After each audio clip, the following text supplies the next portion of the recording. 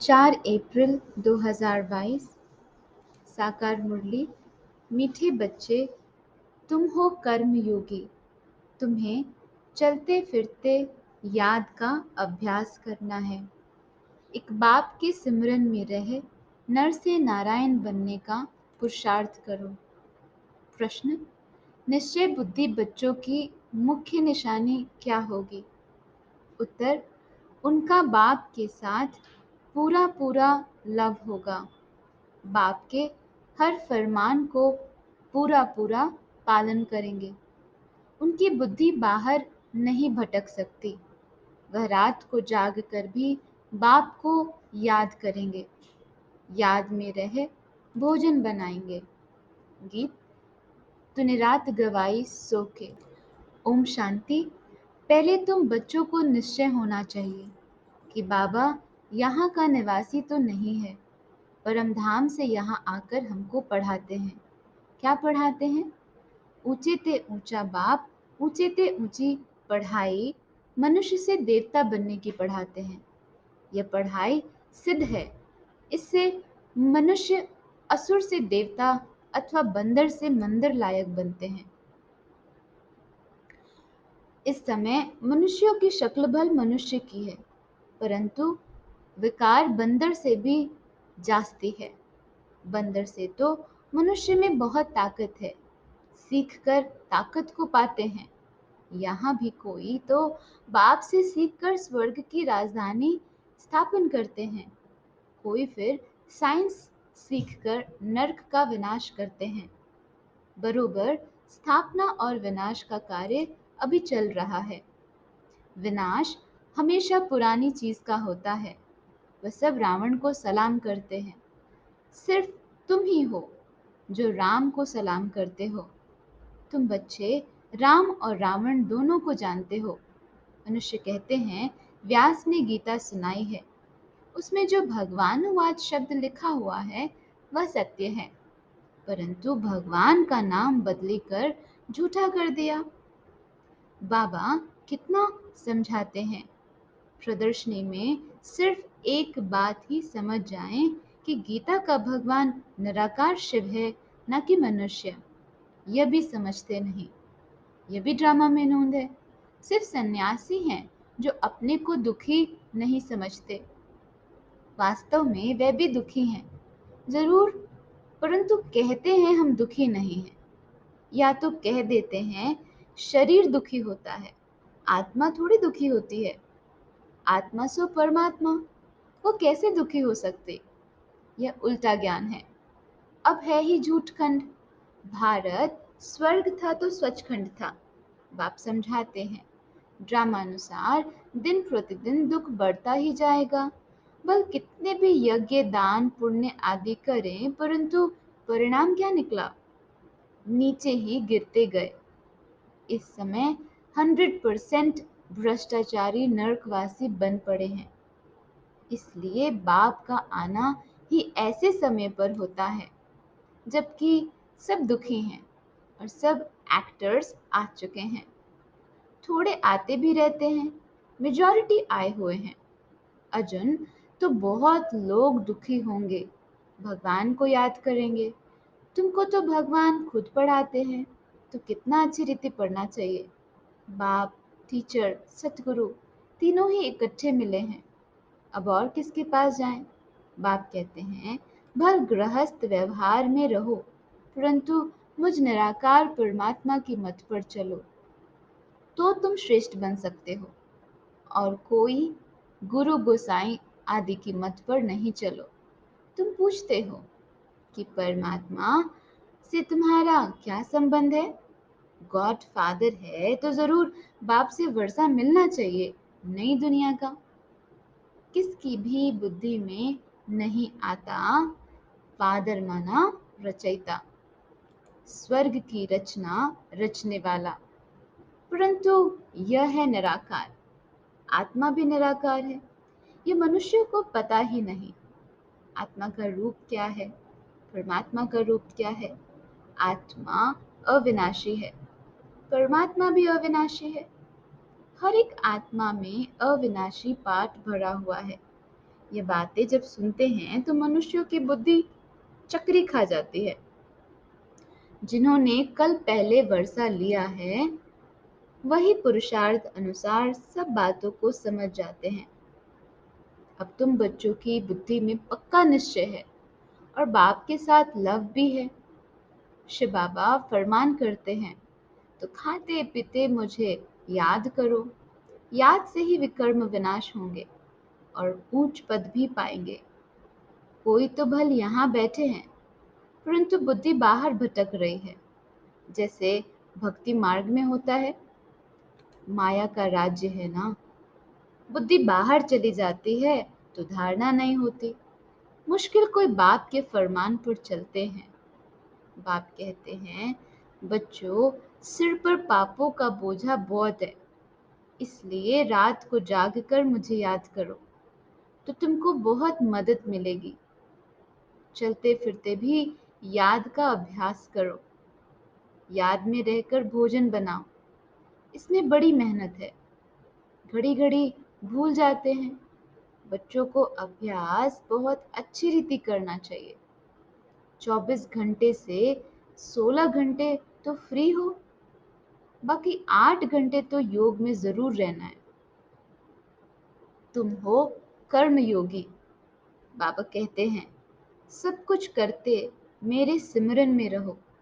नर से नारायण बनने का पुरुषार्थ करो तो घर बैठे भी जबरदस्त कमाई कर सकते हो। बड़े बड़े आदमी भी आएंगे, परंतु टू लेट। तुम्हारे में भी बहुत हैं जो कहते हैं हम लक्ष्मी को अथवा नारायण को वरेंगे, फिर घड़ी घड़ी भूल जाते हैं। ऐसे बहुत हैं जो कहते हैं शिव बाबा इनमें आते हैं। यह बात हमारी बुद्धि में बैठती नहीं। कोई शक्ति है, कशिश है, परंतु बच्चे बाप को समझते नहीं, क्योंकि शास्त्रों में ऐसी बातें नहीं है कि बाप आते हैं। गीता है सबसे ऊंचा शास्त्र, उसमें भी मनुष्य का नाम डाल दिया। फिर जो ऊंचे से ऊंचा भगवान है उनका नाम फिर नीचे वाले शास्त्र में कैसे आएगा? बाप कहते हैं, कितनी भूल कर दी है। मैंने ही यह रुद्र यज्ञ रचा है। कृष्ण को तो कहते हैं श्याम सुंदर, राधे कृष्ण ही लक्ष्मी नारायण बनते हैं। वही पूरे 84 जन्म लेते हैं। 84 लाख कहो तो भी पहले स्वर्ग में आने वाले तो लक्ष्मी नारायण ही हैं। बाप समझाते हैं, तुम देवी देवता धर्म वालों ने 84 जन्म लिए हैं। तुम ही नंबर 1 थे। तुम्हारी ही अब राजधानी स्थापन हो रही है। लक्ष्मी नारायण तुम्हारे ही माँ बाप थे, अब तुम्हारी राजधानी बन रही है। तुम अभी संपूर्ण नहीं बने हो, बनना है जरूर। तब तो सूक्ष्म वतन में साक्षात्कार होता है। अपने को संपूर्ण फरिश्ते समझते हो।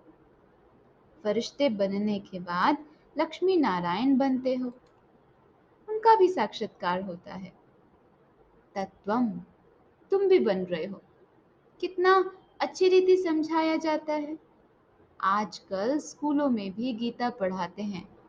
जो पढ़कर होशियार हो जाते हैं वह फिर दूसरों को पढ़ाएंगे तो पंडित बन जाते हैं। सुनने वाले ढेर फॉलोअर्स हो जाते हैं। जुबान मीठी है, अच्छी रीति श्लोक आदि कंठ कर लेते हैं। मिलता कुछ भी नहीं है, तमो प्रधान बन गए हैं। बाबा ही आकर सतो प्रधान बनाते हैं। सो भी नंबरवार पुरुषार्थ अनुसार ही बनते हैं। सब आत्माएं तो शक्तिवान नहीं हो सकती ना। बाप को सर्वशक्तिवान कहेंगे, लक्ष्मी नारायण को भी नहीं कहेंगे। शक्ति की बात अभी होती है। अभी तुम राजा ही ले रहे हो। अभी तुमको वर मिल रहा है। बाप कहते हैं, बच्चे अमर भव, जीते रहो। सतयुग में तुमको काल नहीं खाएगा। वहां तो मृत्यु अक्षर ही नहीं है। ऐसे नहीं कहेंगे कि फलाना मर गया। तुम कहेंगे हम पुराना बूढ़ा शरीर छोड़ नया लेते हैं। महाकाल का भी मंदिर है, उसमें सिर्फ शिवलिंग रख झंडियां आदि लगा दी हैं। ऐसे बहुत पत्थर होते हैं जिनको सोना लगा रहता है, फिर घिस घिस कर बनाते हैं। नेपाल में नदी की रेती में सोना बहकर आता था। सतयुग में तुमको सोना बहुत मिल जाता है। अब तो सोना है ही नहीं, एकदम खलास हो गया है। खानियां सब खाली हो गई हैं। स्वर्ग में सोने के महल बनते हैं। फिर से हम अपने स्वर्ग की राजधानी स्थापन कर रहे हैं। ऐसे बहुत बच्चे हैं, लिखते हैं, बाबा हम आपके बन गए हैं, कभी देखा नहीं है। अब तुम अमर लोक के लिए शिव बाबा से अमर कथा सुन रहे हो। निश्चय से ही विजय होती है। निश्चय भी पक्का होना चाहिए। अच्छा, मीठे मीठे सिकिलदे बच्चों प्रति माता पिता बाप दादा का याद प्यार और गुड मॉर्निंग। रूहानी बाप की रूहानी बच्चों को नमस्ते।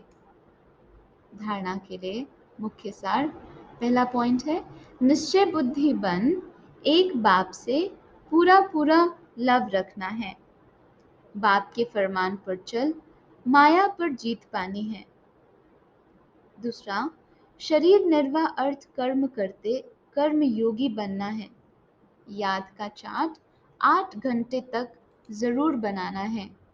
वरदान, होली हंस बन व्यर्थ को समर्थ में परिवर्तन करने वाले फीलिंग प्रूफ भव। सारे दिन में जो व्यर्थ संकल्प, व्यर्थ बोल, व्यर्थ कर्म और व्यर्थ संबंध संपर्क होता, उस व्यर्थ को समर्थ में परिवर्तन कर दो। व्यर्थ को अपनी बुद्धि में स्वीकार नहीं करो। अगर एक व्यर्थ को भी स्वीकार किया तो वह अनेक व्यर्थ का अनुभव कराएगा, जिसे ही कहते हैं फीलिंग का आना। फीलिंग आ गई, इसलिए होली हंस बन व्यर्थ को समर्थ में परिवर्तन कर दो तो फीलिंग प्रूफ बन जाएंगे। कोई गाली दे, गुस्सा करे, आप उसको शांति का शीतल जल दो। यही है होली हंस का कर्तव्य। स्लोगन, साधना के बीज को प्रत्यक्ष करने का साधन है बेहद की वैराग्य वृत्ति। मातेश्वरी जी के अनमोल महावाक्य। परमात्मा को त्रिमूर्ति क्यों कहते हैं? परमात्मा को त्रिमूर्ति क्यों कहते हैं? उन्होंने कौन से 3 रूप रचे? अवश्य उन्होंने 3 रूप ब्रह्मा विष्णु शंकर के रचे हैं। वह जब खुद आते हैं तो तीनों रूपों को अपने साथ लाते हैं। ऐसे नहीं कहेंगे कि उन्होंने यह 3 रूप अलग अलग रचे हैं, इकट्ठा ही रचे हैं, आगे पीछे नहीं रचे। तो परमात्मा ही कहते हैं कि यह रचना मेरी है, क्योंकि मैं साकारी, आकारी और निराकारी तीनों सृष्टि का मालिक हूँ। मैं साकारी लक्ष्मी नारायण देवता रूप में नहीं हूँ, वे तो साकारी दैवी गुणों वाले मनुष्य हैं। और मैं अव्यक्त देवता ब्रह्मा विष्णु शंकर भी नहीं हूँ। भल यह आकारी देवता पुनर्जन्म में नहीं आते, मगर मैं वो भी नहीं हूँ। ये सारी मेरी डिपार्टमेंट है।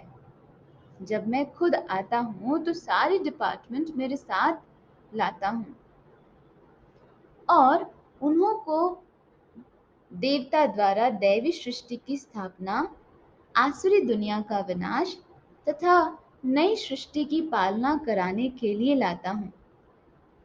मैं तो डायरेक्ट ऊपर से पवित्र आत्मा आता हूँ और मैं जिस मनुष्य तन में आता हूँ वह भी बहुत जन्मों के अंत के तमोगुण वाले हैं।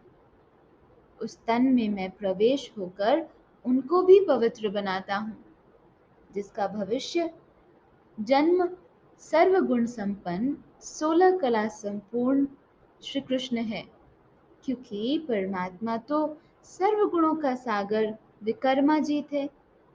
उनसे सेकंड नंबर श्री कृष्ण बनते, जिसके फिर अंत का जन्म ब्रह्मा का तन है।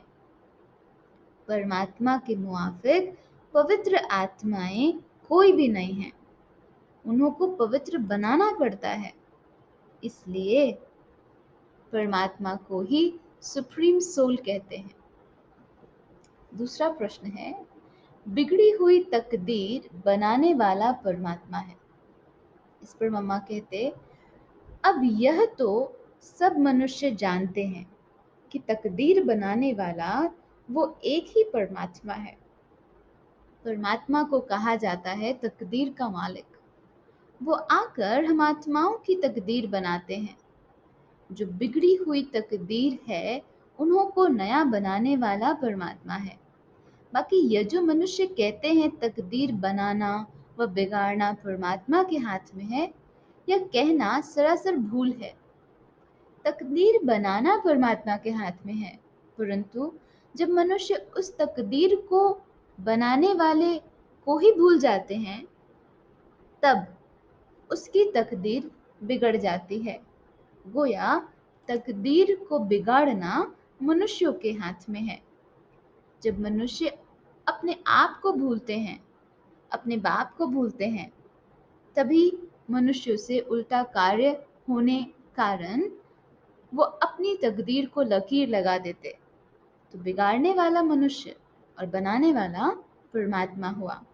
इसलिए परमात्मा को सुखदाता कहते हैं, न कि दुखदाता।